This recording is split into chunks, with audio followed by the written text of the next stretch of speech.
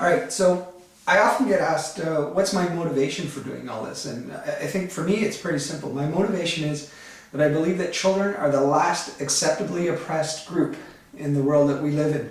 And I think that we really need to consider better child rearing practices. And it's strange, it seems strange to me that we think that if we raise children in undemocratic ways, then when they get older, all of a sudden they're going to be comfortable and used to being in a democratic environment, and that's simply just not true.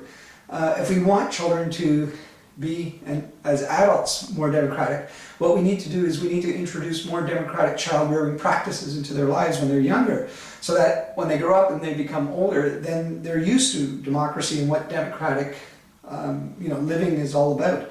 And I think that it's beyond time that for a revolution to take place. We need a radical shift in how we view and interact with young people.